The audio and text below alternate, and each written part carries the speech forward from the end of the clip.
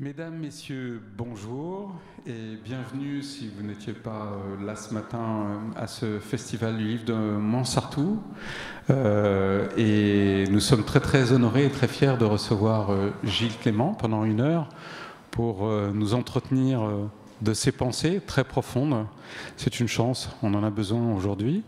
Vous avez remarqué que le titre du festival cette année a été pompé, et je tiens à le dénoncer, Gilles Clément et de son exposition itinérante, toujours la vie invente, et c'est bien de cela que nous en avons besoin d'ailleurs, de cette phrase. C'est bien de cela qu'on va discuter, donc merci d'être avec nous. Et puisque nous avons le plaisir de vous avoir dans une réflexion très originale, mais plutôt que de vous présenter classiquement, j'allais dire bêtement, j'avais préparé 1 et 2 questions pour vous demander de vous présenter vous-même. Donc c'est de savoir si ce que vous êtes, c'est ce que vous eussiez aimé être autrefois, et ce que vous aimeriez encore être. Voilà. Alors, je n'ai jamais su qui je voulais être, ce que je voulais être, mais j'ai toujours été intéressé par la possibilité d'interpréter chaque jour quelque chose de différent, éventuellement, c'est-à-dire être en équilibre avec moi-même pour être utile aux autres. Et ça veut pas, c'est pas un projet à long terme, c'est juste quelque chose qui est dans le temps du quotidien. Donc je suis arrivé à ça, oui, j'ai eu beaucoup de chance parce que je suis arrivé à ça très jeune, quand j'ai commencé à ne plus écouter les adultes. Parce que je trouvais qu'ils disaient des choses que je ne comprenais pas parce que je ne les voyais pas. C'était le contraire de ce que je voyais. Donc moi, je n'avais pas envie de les croire. Au bout d'un moment, faites ce que je dis, mais faites ce que je ne fais pas, quoi. Voilà, c'est ça. Ouais. Donc ça n'allait pas. Et finalement, je suis devenu désobéissant sans m'en rendre compte. Puis quand j'ai compris que c'était très difficile de parler avec des gens qui avaient des idées toutes faites, je suis devenu muet. Ça, c'est pratique. Ça a inquiété un peu mes parents, mais bon. Puis je me suis rattrapé depuis.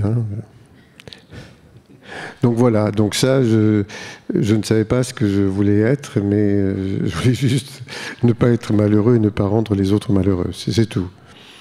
Après, aujourd'hui, vous me demandez... Qu'est-ce que vous aimeriez encore être ? C'est pareil, mais à une étendue plus vaste, c'est-à-dire en essayant de faire comprendre à la majorité des gens là où nous habitons, où habitons-nous, comment peuvent-ils comprendre, savoir ça, acquérir ça, ce savoir qui leur permettrait donc, en accédant à l'intelligibilité du contexte dans lequel on se trouve, de devenir, eux, intelligents. Tout le monde peut devenir intelligent, mais on ne peut pas l'être si on n'a pas compris comment ça marche, là où on est, comment il faut faire. C'est normal, si vous n'avez pas l'explication de la fabrication du moteur et que vous voulez le réparer, vous ne savez pas, vous ferez des bêtises, vous n'êtes pas intelligent. Voilà, c'est tout. Ça, je ne sais pas comment on fait, parce que du point de vue purement pédagogique, il n'y a pas suffisamment de médiation, on est encore en panne là-dessus, quoi. Et vous qui êtes un homme fortement médiatisé quand même, est-ce que l'image que vous voyez des médias, vous pensez qu'il y a quand même quelques points de ressemblance avec ce que vous pensez être ? Nous, on ne sait pas, on n'est pas médiatisé, alors on ne peut pas se rendre compte. Moi, je ne sais pas non plus, parce que c'est quelque chose qu'il faudrait demander aux autres. Non, je pense qu'il y a une prise de conscience beaucoup plus forte aujourd'hui. C'est pas seulement de la part des médias. Il y a des médias qui sont entre les mains du pouvoir officiel, qui finalement, lui, est entre les mains des lobbies et des transnationales. Et par conséquent, ces médias-là, ils sont dans la difficulté. C'est très difficile pour eux de laisser parler complètement. Donc je ne dirais pas, à part quelques exceptions, qu'il y a une liberté d'expression absolue. Mais il y a une prise de conscience qui n'a rien à voir, et de la part de tout le monde, que ce soit des médias ou des jeunes, surtout les jeunes, sur les questions du vivant aujourd'hui, et ça c'est bien. Alors l'actualité littéraire avec vous, c'est un petit ouvrage merveilleux qui est sorti. Je chemine tout simplement avec Gilles Clément. Donc c'est un entretien. Oui, je ne l'ai pas écrit. Hein. Voilà. C'est un entretien et c'est bien sûr les fruits de votre réflexion. Et puis Notre-Dame des plantes, qui est sorti. Donc effectivement, quand on voit le titre Notre-Dame des plantes, il faut réfléchir en se disant qu'est-ce qu'il a voulu écrire. Alors je vous laisse, parce que évidemment, bon, l'historique, on le devine, effectivement, c'est la catastrophe qui est arrivée à Notre-Dame de Paris, mais Notre-Dame des plantes, ça vous est venu spontanément? Racontez un peu, parce que c'est pas mal ça. C'était à l'issue d'une conférence que je faisais pour la Biennale, la première Biennale du paysage qui a eu lieu il y a maintenant 3 ans, puisqu'il y a eu le Covid et que la deuxième, ça va être en 2022. Et c'est moi qui suis commissaire d'ailleurs. J'ai fait la proposition comme titre de la préséance du vivant. Et ça a été accepté. Je le fais en co-commissariat avec le collectif Coloco. Tout seul, j'y arriverai pas, c'est un gros boulot. J'étais donc là en train d'exposer quelque chose sur le métier de paysagiste et dans le cadre de cette biennale. Et dans le public, à la fin, quelqu'un me demande, la cathédrale venait juste de brûler à Paris, qu'est-ce que vous en pensez? Je dis, ça c'est super, que la lumière soit et la lumière fut, enfin on va y voir clair. Et puis on va faire une serre, on va pouvoir planter, faire un jardin à l'intérieur, même planter des vignes et faire du vin de messe direct. Ça a été plus ou moins accueilli, mais bon. Mais à la fin de tout le débat et tout, Gilbert Say, responsable d'une collection chez Bayard, pas n'importe où, vient me trouver, me dit « Je commande le livre ». Mais quel livre? Ben celui-là. Ah bon, d'accord. Après, il a fallu trouver le titre, mais je l'ai d'abord écrit. Parce qu'en fait, ça m'a séduit l'idée d'écrire ça. Je ne m'y attendais pas du tout. Moi, j'ai fait la proposition parce que je trouvais complètement lamentable, triste, de reconstruire exactement le même modèle, avec une vision fixiste des choses, comme si ça avait été la propre histoire de ce bâtiment, ce qui n'est pas du tout le cas. Elle a tout le temps changé. Donc c'était vraiment une pauvreté, quoi, et très coûteuse. Bon, il y a des milliardaires pour financer ça, ok, c'était très agaçant. Donc voilà, je me suis dit, bon, bah, je l'écris. Et puis après, c'est eux qui m'ont proposé le titre, et j'ai dit oui, bien sûr, Notre-Dame des Plantes. C'est pas tout à fait Notre-Dame des Landes, mais c'est pas Notre-Dame de Paris non plus. Enfin bon, voilà quoi. Ce qui est intéressant, alors je ne veux pas rentrer trop dans la technicité, où il se trouve que je travaille sur la valorisation des patrimoines naturels et des patrimoines culturels.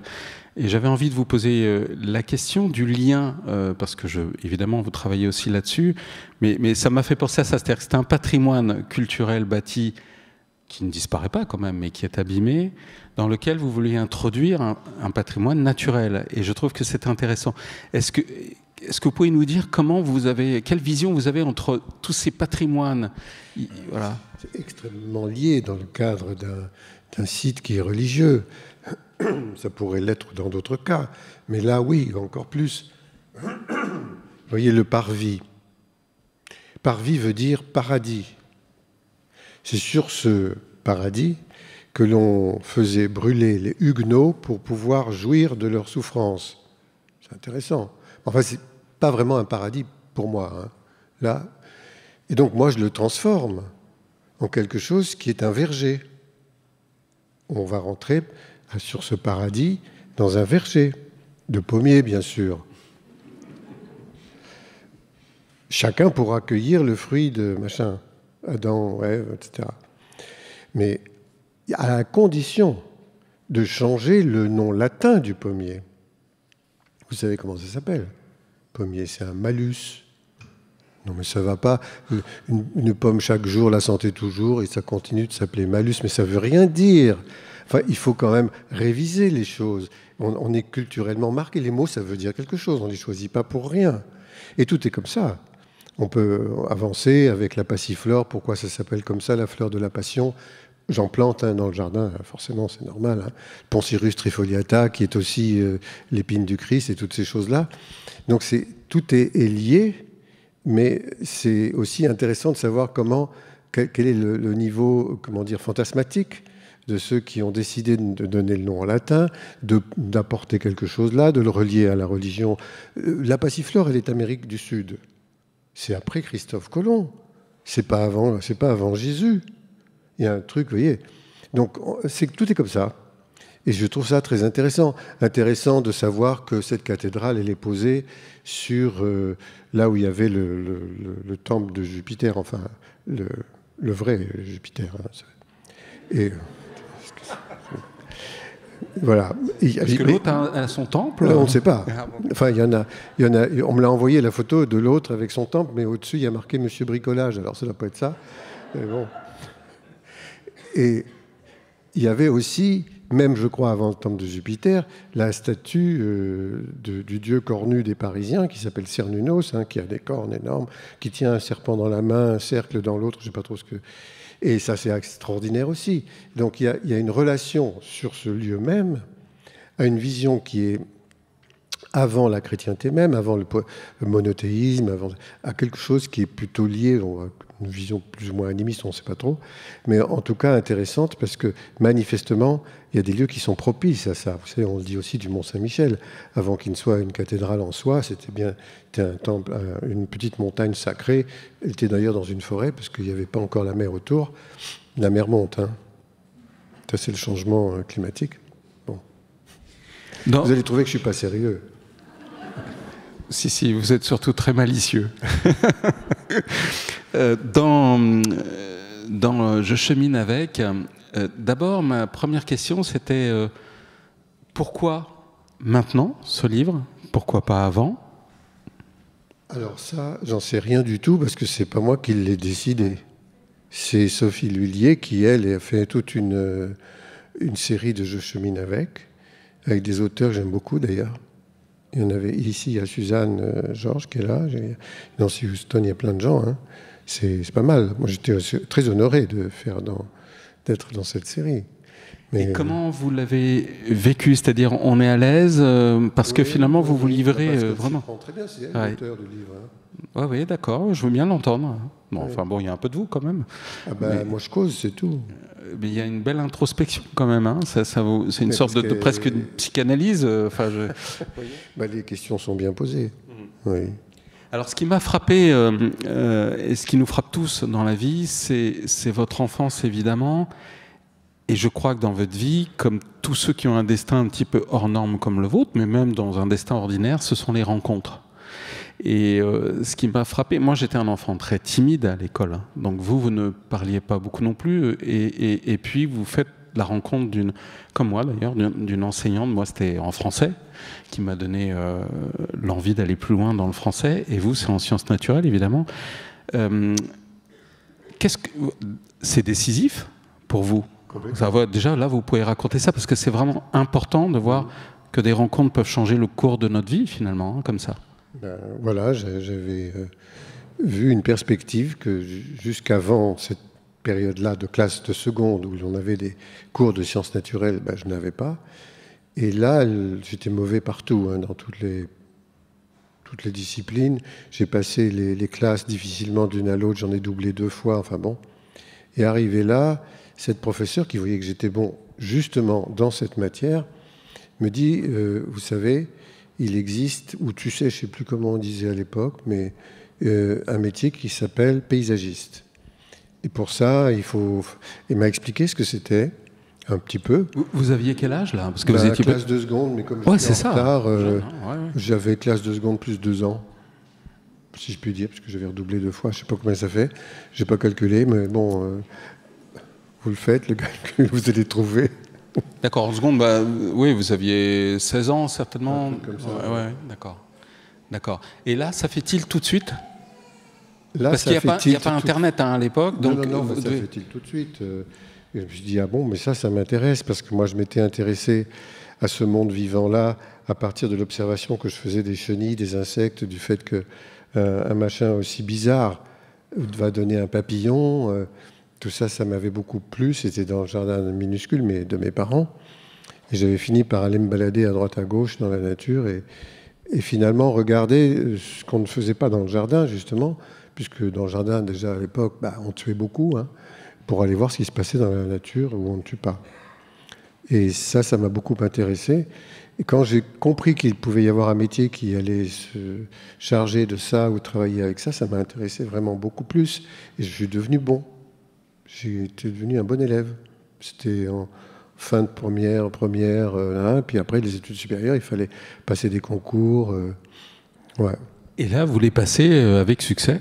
Ah oui, il y avait la possibilité de les faire les trois ensemble, agro-agri-horti, c'est-à-dire pour être ingénieur agronome, ingénieur horticole, ou je ne sais plus quoi, ou agricole, enfin, et je les ai tous eus, mais j'ai choisi horti. Mais ça a changé le regard sur vous-même à cette époque-là, parce que si vous considérez comme mauvais partout, et que d'un seul coup vous vous trouvez bon... Ah non, non, non. Moi, le regard que j'avais sur moi, j'en avais pas vraiment, j'avais juste envie d'être content. Mais ça a changé le regard des autres sur moi. Ah oui, très bien. Et ça, c'est très important quand même aussi, parce que c'est pas d'être connu qui est important, c'est d'être reconnu. Et quand on est reconnu, on n'est pas sous le regard un peu comme ça, critique et avec des idées de règles à suivre. C'est très différent, on nous laisse tranquilles. Et alors ce qui se passe, ça m'intéresse beaucoup, ce qui se passe, ça nous intéresse beaucoup. Vous êtes quelqu'un qui bascule dans un monde, on va dire, à l'époque académique, par rapport aux paysagistes. Comment naît le Gilles Clément qui va faire bouger un petit peu les lignes? Comment ça se passe? Dans toute la partie qui est celle de l'enseignement sur le vivant, c'était extraordinaire parce qu'il était tellement bien fait, avec des professeurs géniaux en botanique, en entomologie, je ne sais pas, sur le génome, le vivant en général, quoi. C'était très fort. Vous avez des herbiers hyper sophistiqués, enfin précis, et même dessinés. Quand on dessine une plante, on ne l'oublie plus jamais. Et tout était comme ça. Puis ensuite, il y avait la période où on vous explique comment il faut faire pour gérer. Là, c'est foutu. Là, on tue. On garde une plante parce qu'on veut la cultiver pour faire un peu de business, quoi. Puis toutes les autres, on les enlève, hein, on les tue. Et il y avait le début, c'était pas tout à fait le début, c'était un peu plus tard, il y avait déjà la chimie qui était en pleine expansion, des machines aussi. Donc une sorte d'illusion de la maîtrise à partir de tout ça. Et moi, la fin des études d'ingénieur, elle était celle-ci. J'ai été marqué par ça. Ça m'avait un peu traumatisé, mais en même temps, je me dis, bon, ben voilà, c'est comme ça le métier. Et quand je suis revenu du service non militaire, coopération, au Nicaragua, parce que je ne voulais pas tuer, hein, toujours, je reviens, et là, j'avais des clients privés. J'ai quand même appliqué ces méthodes. J'en ai utilisé de la topicine. Vous voyez ce que c'est? C'est de la strychnine, hein. C'est un truc dangereux. Et bon, qui tuait les taupes un peu, peut-être, on n'est même pas sûr. Ça tuait des chiens, ça tuait des belles-mères, peut-être. Enfin, on ne sait pas trop.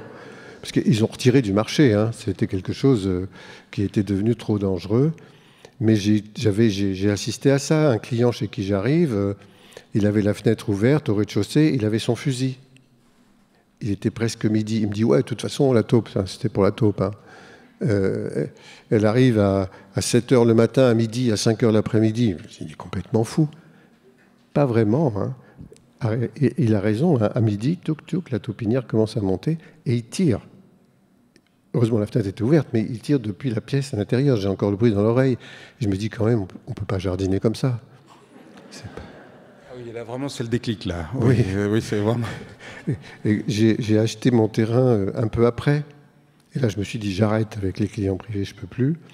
Et je vais regarder ce que je fais, ce que je peux faire sans tuer. Et ça a été comme ça. Ça a commencé en 1977. Et là, j'ai attendu de comprendre. Donc un rôle qui est essentiel et qu'on n'a pas nous aussi, parce qu'on est toujours pressé chez vous, c'est ce que je disais aussi par un autre grand entomologiste, Jean-Henri Fabre. Si vous n'avez pas lu Jean-Henri Fabre, écoutez, lisez cet homme, c'est un délice de français. Franchement, c'est du Pagnol à l'époque, c'est absolument incroyable. Il faut observer, il faut beaucoup observer. Bien sûr. Ça, c'est un cadeau que j'ai reçu de mes grands-parents. C'est la première édition des souvenirs entomologiques de Fabre. ils avaient compris que moi je m'intéressais à ça. Je ne savais pas quoi faire de ce bouquin parce que ça ne les intéressait pas. Et moi je l'ai gardé, je l'ai toujours. Hein. Quand j'ai lu ça, j'étais complètement sidéré parce que je voyais la patience qu'il a eue pour suivre les bousiers et leur pérégrination et finir par comprendre comment ça fonctionne avec la bouse de vache ou de l'âne ou je ne sais pas quoi. Tout était en rapport avec finalement ce qu'on appelle un écosystème aujourd'hui. Tout était dit par des gens comme lui, avec une très très grande précision. Qui connaît Fabre? Qui l'enseigne? Bravo, merci. Il y a 3 personnes. mais en classe, il n'y a personne. Sauf au Japon. Allez savoir pourquoi. Les petits Japonais, hein, depuis déjà plusieurs générations, quand ils vont en classe, ils ont Fabre dans leur... Ils connaissent Fabre. On devrait l'enseigner en français, franchement. C'est tellement bien écrit, c'est ciselé, c'est absolument magnifique. Et allez visiter la maison qui n'est pas très loin d'ici, qui est absolument magnifique. Dans votre famille, vous décrivez que c'est l'euphorie totale hein, par rapport à votre choix de carrière. On vous suit, on vous soutient. Comment ça se passe? Je dirais pas ça, non. Quand j'avais annoncé au début, mais c'était avant ça, que je voulais être peut-être peintre ou pas, alors là, on m'a dit non, ça il faut pas, artiste, ça marche pas. Bon, d'accord. Après, quand je suis devenu paysagiste, donc, ils étaient rassurés parce que j'étais passé en plus par les études d'ingénieur. Puis après, il y a le métier, et ce n'est finalement que quand il y a un retour par les médias que les parents, les gens, les amis, ça sont rassurés. Mais ils n'ont pas forcément compris. Hein. Mais ils ont dit, ah bon, alors, il est reconnu, quoi, voilà. Ça a été peut-être le moment le plus fort. Il y a eu le parc André Citroën qui a été très médiatisé au moment après l'inauguration. C'était en 92. Mais il y a eu surtout l'exposition Jardin planétaire en 99-2000. Et là, il y a eu des médias. Il y avait même des affiches dans le métro, enfin, trucs comme ça. Je ne m'attendais pas à ça. Hein. Ah oui, ça, je m'en doute. Vous avez des enfants, des petits-enfants? Je viens d'être grand-père. Je devrais avoir un congé de grand-paternité. Ça, ils n'ont pas mis ça au point. C'est vrai, c'est pas normal. Est-ce que... Alors, je vais à grand saut, puis j'aimerais bien sûr privilégier les interactions avec le public, mais je pense à ce problème d'urbanisation. On est de plus en plus coupé hein, du monde de la nature, du vivant. Et j'ai lu, par exemple, il y a 2 ans, un livre sur les écoles de la nature, qui sont de l'ordre de 2 en France, alors qu'elles sont très nombreuses en Angleterre, en Allemagne. Par rapport à votre petite fille, ma question est là, pas terrible, hein, mais vous êtes plutôt confiant pour... bon, avec vous, il n'y aura pas de problème pour l'immerger dans cette reconnexion avec la nature, mais que pensez-vous de notre monde et de ces enfants qui sont un peu dénaturés, qui dessinent, comme disait Coluche, les poissons en carré avec des yeux dans les coins? Alors, ou bien ce sont des sourds muets aveugles, au sens figuré du terme, ou bien ils ont compris, et je pense que c'est la très très grande majorité, et ce sont des oursons métis. Je vais vous expliquer. Ça, c'est Baptiste Morisot qui écrit, je ne sais plus quel livre maintenant, j'ai oublié le titre de celui-là, mais c'est merveilleux ce qu'il dit. Et dedans, il raconte, et c'est le réchauffement climatique, la rencontre des polaires et des grizzlies, qui finalement s'avèrent fertiles entre eux, ce qui n'était pas prévu parce qu'ils étaient éloignés de l'un de l'autre depuis si longtemps qu'ils auraient pu être dans le mécanisme de la spéciation géographique, c'est-à-dire finalement stériles, mais non, ils sont fertiles, ils font des bébés. Bon, eux, ils sont stressés, les parents. Mais les petits qui arrivent, ils font ce qu'ils peuvent, quoi. Finalement, ils se débrouillent. Et c'est eux qui apprennent à leurs parents comment il faut faire pour vivre. Ce sont les oursons métis. Je me suis adressé aux jeunes issus des lycées, là, actuellement, c'était il y a 1 an, pour le projet du Cercle immense à Arc-et-Senans, donc les Salines Royales, où il y a des jardins à créer, avec la question centrale du changement climatique. J'ai écrit une lettre aux oursons métis, en leur disant « c'est vous qui savez, vous allez nous apprendre ». Et je pense qu'ils ont pris effectivement une telle conscience aujourd'hui, ce sont des gens qui ont peut-être pas encore 20 ans, qu'ils ont été obligés d'inventer déjà des procédés et de proposer. Et sur le terrain, ils vont nous faire des jardins qui anticipent sur ce que nous pourrions faire au niveau de la construction du jardin et surtout de son entretien, pour demain en rapport avec le changement climatique en question.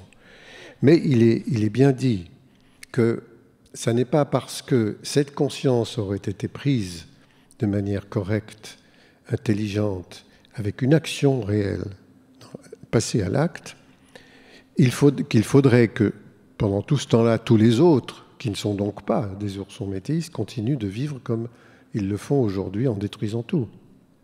Il faut quand même qu'il se passe quelque chose réellement. C'est pour ça que les élections à venir sont très importantes. On ne peut pas continuer à attendre quelque chose des politiques, pour l'instant, puisqu'ils n'ont aucune espèce de pouvoir.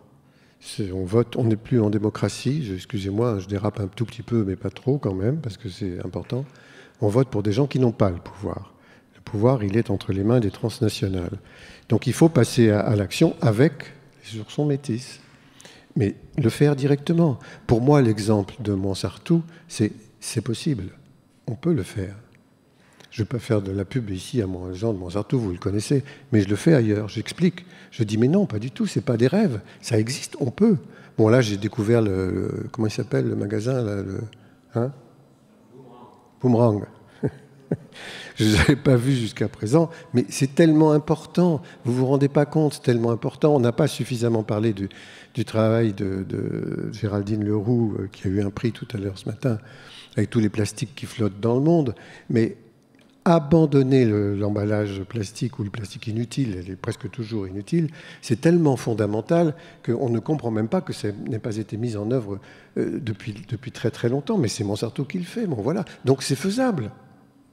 C'est très agaçant de voir que ça n'est pas du tout quelque chose qui est mis en route dans la faisabilité par ceux qui nous gouvernent, pas du tout. Enfin moi je ne veux pas m'énerver, hein, mais... Non, c'est pas la peine, hein. Ça ne servira pas à grand-chose en plus. Mais est-ce que, je terminerai sur cette dernière question pour ma part, est-ce qu'il y a des territoires ou des pays qui vous ont inspiré dans leur manière d'approcher politiquement ce rapport homme-environnement naturel ? Alors ça, c'est vraiment quelque chose d'un peu spécial parce que ce qui m'a le plus inspiré n'était pas ce qui était officiel dans les pays où je suis allé. C'était la plupart du temps ce qui était fait, vécu, pensé aussi par les peuples qui étaient en rapport avec le sol et avec les animaux. Pas seulement des animistes, quelquefois d'autres. Les aborigènes australiens sont des totémistes. Bon, enfin, ce sont des gens qui... Aujourd'hui, il y en a même qui concluent, ceux qui étudient le travail de ces gens-là qu'on a considérés comme des espèces d'indigènes ignorants, comme des gens qui avaient anticipé sur les questions du futur. On serait peut-être habile et intéressé à essayer non pas de vivre comme eux, il n'est pas question de faire ça exactement, mais de s'inspirer de certains modes de vie. J'ai été frappé par les Amérindiens de Guyane, de voir comment ils faisaient sur des bouts de terrain, comment ils avaient aussi intégré le fait de pouvoir se déplacer, c'est-à-dire d'interpréter, toujours la vie invente, n'est-ce pas, les actions des changements et de s'accommoder à ça dans des zones climatiques qui sont difficiles, où quelquefois il y a des chocs, des tempêtes, des cyclones et tout. Bon, ils ont trouvé le système et ils détruisent rien. Et juste à côté de ces modes de vie, il y a nous, avec nos pensées comme ça, de maîtrise, d'illusion de la maîtrise, qui faisons des ronds-points énormes, qui ne servent à rien, avec des supermarchés complètement idiots, avec des produits qui viennent de partout. Enfin, je veux dire, qui ont vidé le cœur de Cayenne. Hein. Mais c'est pareil en France, c'est pareil. Tout ça, c'est stupide, quoi. Donc, il y a des peuples qui savent vivre, mais s'en inspirer, ça ne serait pas retourner en arrière. On a des accès à une technologie qui nous permettrait, intelligente, qui nous permettrait, sans polluer et sans détruire, d'améliorer ces travaux-là, mais de s'en inspirer. Je ne saurais pas vous dire, là je vous cite les aborigènes australiens, et pas tous, hein, et les Amérindiens d'Amérique du Sud, mais je n'ai pas suffisamment peut-être voyagé, mon bilan carbone n'est pas bon, hein, pour aller trouver les peuples qui auraient une vie complètement à la fois moderne et équilibrée. C'est pas au point, c'est à fabriquer.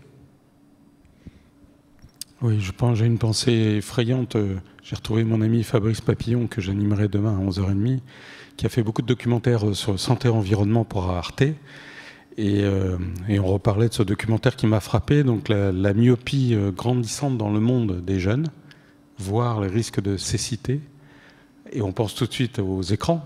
Hein, donc, eh bien non, la cause, c'est qu'ils ne sortent plus, qu'ils ne vont plus à l'extérieur parce que c'est trop pollué dans les villes. Et effectivement, après, il y a les écrans qui contribuent à cette myopie. Mais voilà, on a affaire à des générations qui arrivent, qui portent quasiment tous des lunettes. En Asie, c'est 80% maintenant, c'est énorme, parce que les jeunes ne sortent plus. Voilà, donc c'est pour ça que je pense aux écoles de la nature. Je pense que vous auriez été ravis d'avoir, comme moi d'ailleurs, en Seine-Saint-Denis, j'étais en Seine-Saint-Denis, si vous voulez, les écoles de la nature, il n'y en avait pas beaucoup. Mais je pense que renouer, reconnecter les enfants avec la nature, certes, on se griffe, on peut se couper, mais on est au contact quand même de beaucoup de choses. C'est extrêmement important, et moi j'ai été hyper choqué quand, je sais pas, ma fille, elle avait peut-être 10 ans, même pas, elle était dans une école où je sais plus comment ça s'appelait, où les enseignants se cachaient pour montrer aux élèves comment on fait germer un haricot, parce que la terre c'est dangereux, hein, c'était interdit. Et ils les mettaient, ben voilà, ils les mettaient derrière les fenêtres, sur des petits balcons cachés, etc., pour que l'administration ne s'en aperçoive pas, parce qu'ils avaient interdit tout ça. Interdit l'accès aux plantes, à la terre, choses. Dans les lycées agricoles où je suis intervenu dans beaucoup d'entre eux, jusqu'à il y a quelques années, on n'avait pas le droit de manger les légumes produits dans les potagers de ces lycées, alors qu'ils étaient tous en bio. Et là, vraiment, c'est honteux. Alors, bien sûr, il y a des levées de boucliers, et finalement, ils ont fini. Mais c'était la mainmise du Sodexo, de je ne sais pas qui, tous ceux qui font de la bouffe pour les cantines. Donc ici, la démonstration même de ça, de fabriquer quelque chose pour toutes les cantines en bio, ça, c'est important. Bon, il y a eu vraiment des périodes où ils ont empêché complètement tout ça. Et pas que ça, hein, mais... Bon. À vous, messieurs, dames, si vous avez des questions, bien sûr. N'hésitez pas. Alors, quand il n'y a pas de doigt qui se lève, hein, je dis toujours la même chose. Hein. On prendra tout de suite la deuxième question. Il est un peu impressionnant, vous avez vu, il est malicieux, mais n'ayez pas peur. Oh, ça va faire comme ce matin, il va y avoir que des questions masculines. Attendez, le micro arrive, monsieur. Le micro arrive. Qu'est-ce que vous pensez du rôle social, pédagogique, philosophique, politique, de tout ce qui est jardin partagé, jardin ouvrier, jardin nourricier, tout ce qui est collectif dans la ville, le rapprochement de la ville et de la campagne? Alors, je pense que ce sont des rôles fondamentaux.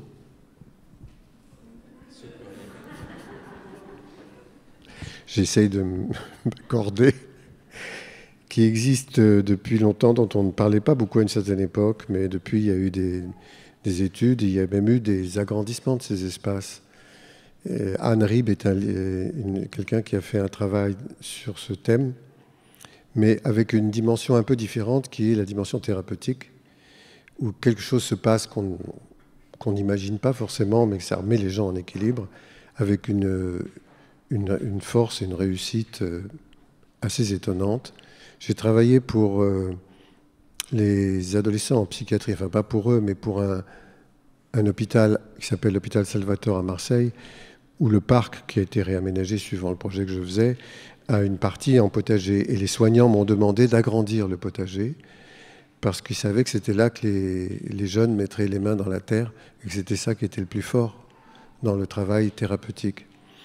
Alors, j'aborde cette question-là, mais c'est pas seulement celle-là.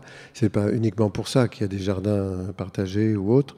Il y a aussi des zones de vraie production de gens qui ont besoin de ça, d'abord parce qu'ils savent le faire et parce que c'est une économie et qu'ils ont en plus la certitude de savoir ce qu'ils mangent, eux. Ils ont confiance en la nourriture qu'ils récoltent là. Ce n'est pas des poisons, etc. Donc ça joue un rôle de plus en plus important aujourd'hui. Rémi Janin, qui est un paysagiste qui, lui, a eu un prix. J'étais président du jury à ce moment-là, en 2018, et j'ai vraiment voulu qu'il ait un prix. Il a eu un prix spécial du jury. Ça s'appelle La ville agricole. Il a fait un projet, tout son diplôme est là-dessus.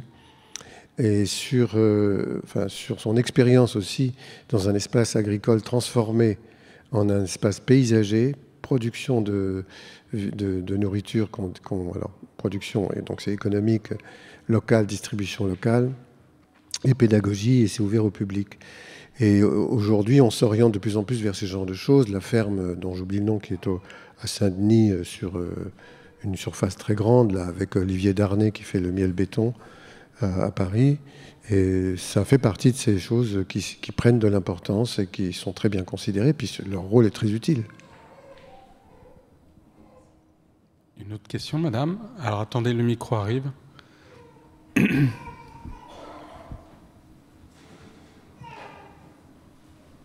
En attendant, il y a quand même un très jeune qui vous approuve. Oui, mais c'est normal. Bonjour.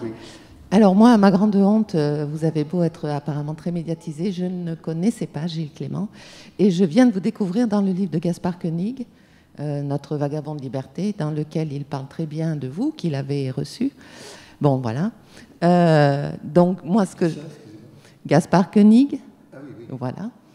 Donc moi, ce que j'aimerais savoir, c'est un petit peu justement quelle est votre conception du jardin. Alors si j'ai bien compris, c'est plutôt accompagner plutôt que dompter.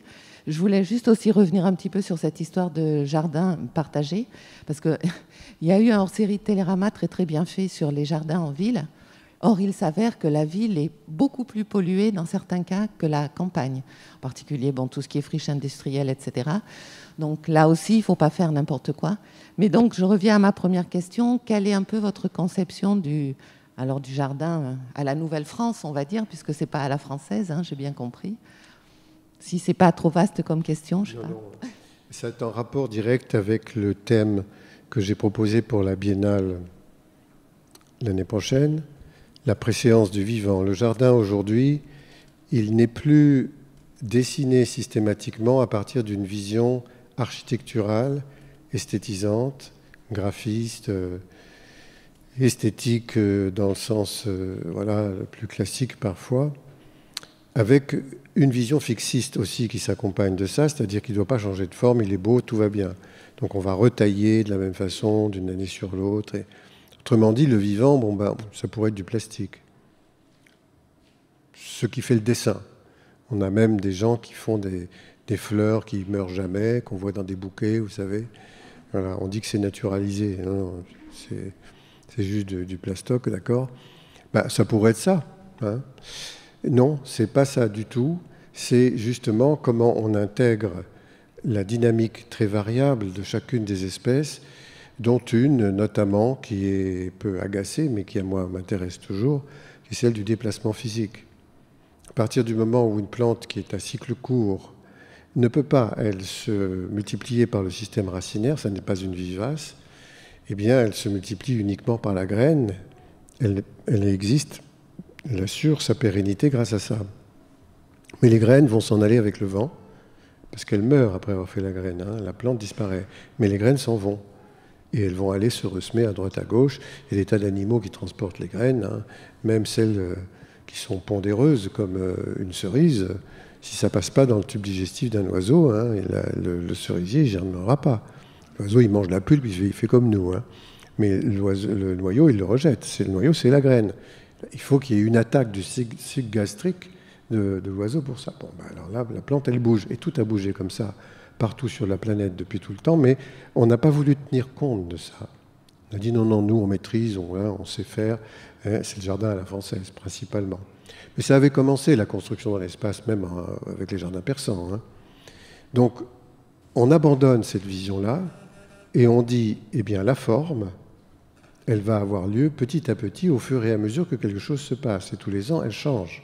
Ça, c'est le jardin en mouvement. J'ai mis ça au point sur mon propre jardin en vous expliquant ça. Pourquoi? Parce que je ne voulais pas tuer. Et donc respecter les dynamiques, dont celle-ci. Mais ça n'empêcherait pas qu'il y ait ce que j'appelle, moi, la résolution esthétique, c'est-à-dire une intervention pour que ce soit lisible et acceptable. Nous avons quand même des exigences de ce point de vue-là. Si on laisse tout faire, on est utile à tous, ça je le dis toujours aux étudiants, dans notre métier à nous seulement. Si on laisse faire tout, on ne fait rien, ça fait une forêt, ça fait de l'oxygène, d'accord. Mais est-ce qu'on peut vivre à l'ombre, nous? C'est pas facile. On a besoin de lumière, de clairière, on a besoin de couleurs, on a besoin de tout ça, de profondeur d'espace, de vue, de perspective. Bon, à ce moment-là, on intervient. Mais il y a des manières d'intervenir, et on peut le faire sans détruire cette diversité. Si on veut valoriser un champ qui est confus de lecture, avec plein d'espèces entremêlées, peut-être qu'il suffit de faire un cadre tondu. Ça fait un tableau. Et à ce moment-là, les gens vont comprendre que ce qui est là est voulu, et regarder ça autrement. Non, c'est pas un désastre, c'est pas une perte de pouvoir, c'est même peut-être un trésor. Parce que dans cette diversité, il y a des tas d'espèces qui sont en péril, et nous en dépendons, etc. Donc ça change tout. On est dans ce changement-là. Une autre question? Oui, madame?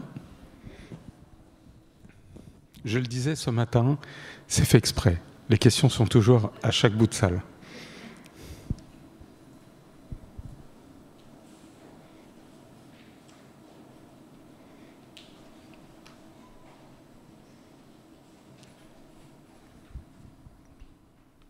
Oui, bonjour. Du coup, Florence Souzard, paysagiste. Gilles a encadré mon diplôme il y a bien longtemps en Chine.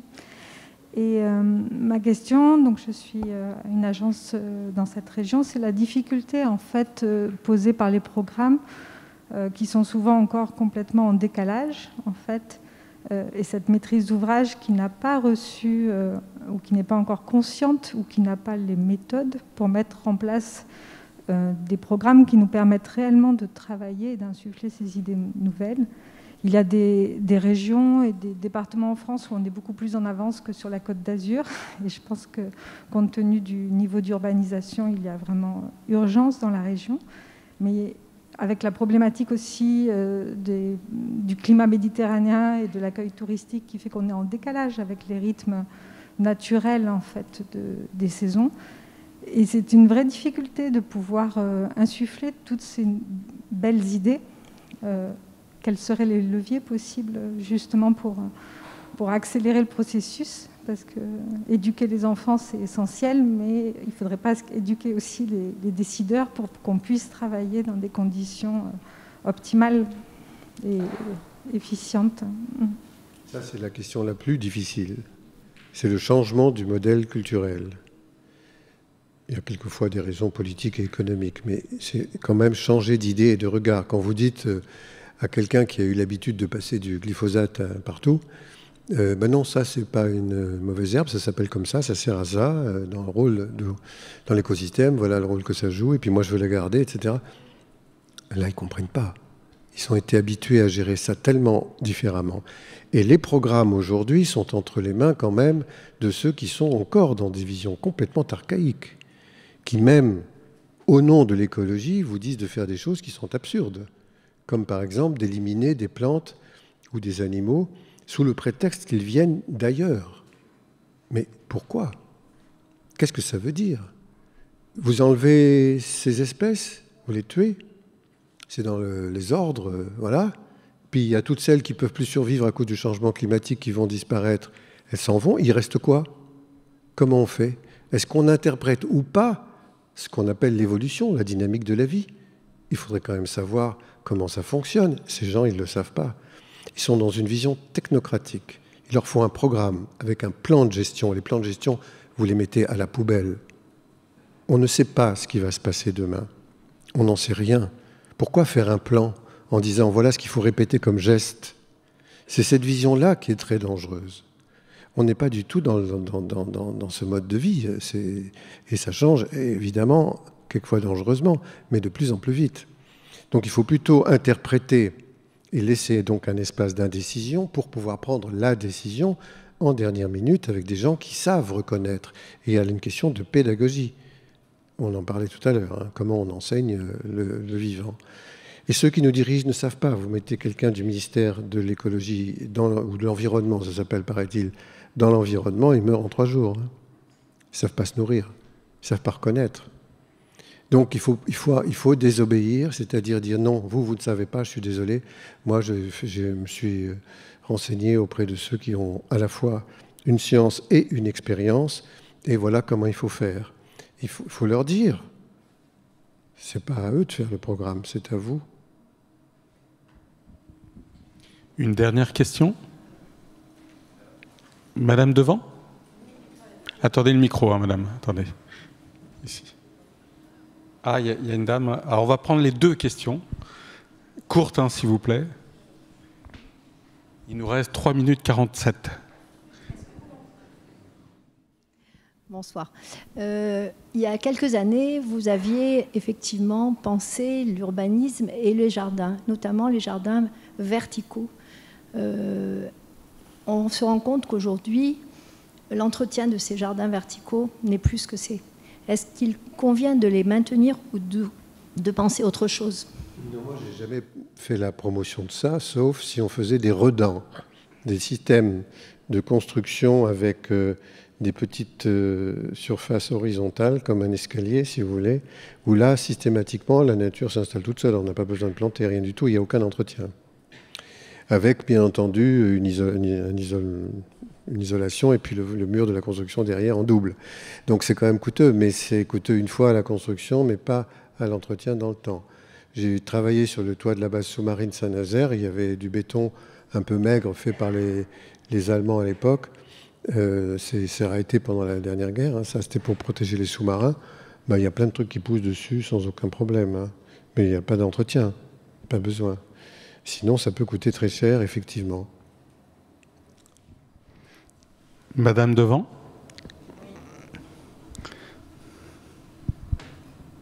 Voilà, oui, je voulais juste, par rapport à ce que vous aviez dit un peu plus tôt, justement, si vous pouviez donner un peu des pistes par rapport au fait de s'instruire un peu plus, les moyens de ce que vous disiez aussi dans d'autres conférences que j'ai écoutées.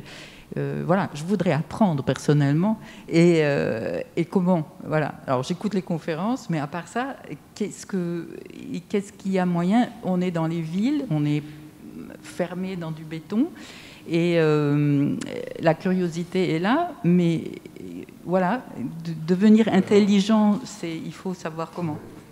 Alors, il y a quelques lieux où cet enseignement se fait de façon organisée. La ferme sur laquelle travaillent les gens d'Actes Sud avec la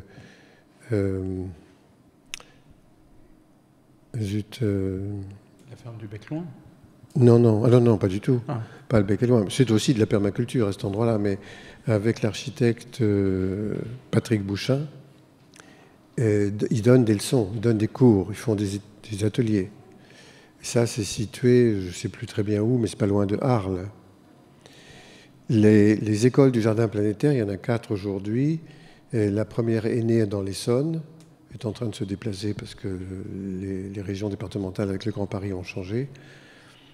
La deuxième est à l'île de la Réunion, où là, ce sont des prises de terrain, mais une pédagogie qui se fait directement à chaque fois sur des parcours avec énormément d'espèces en présence, mais aussi on peut intervenir. Il y a des conférences, il y a des expositions, enfin, etc. La troisième est à Limoges, où elle est diplômante, celle-ci, entre les mains de l'Université de Limoges, le lycée agricole Lévazé et puis les compagnons du Devoir, je crois qu'il s'appelle. Moi, j'y interviens 3 fois par an, mais très peu. Hein. Et il y en a d'autres qui sont en train de se construire, et probablement à Arquesnan, étant donné le lieu, c'est dans la saline royale d'Arquesnan, donc c'est entre Dijon et Besançon, étant donné toute la structure, le terrain, là, l'expérimentation est possible, il y a des salles de conférences, il y a des lieux d'expo, on peut tout faire là pédagogiquement, c'est très bien. Et ils seraient d'accord pour faire une 4e école du Jardin planétaire. Mais enfin, ça n'empêche pas qu'il y ait plein d'autres choses qui se fassent pédagogiquement. Moi, je ne les connais pas toutes. Hein. Et elles viennent en complément de ce qui, justement, manque énormément dans le cadre de l'enseignement officiel, alors que ça devrait être là. Bien, merci, Gilles Clément, de ce beau moment, vraiment.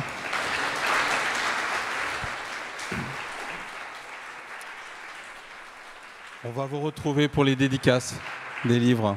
Merci beaucoup.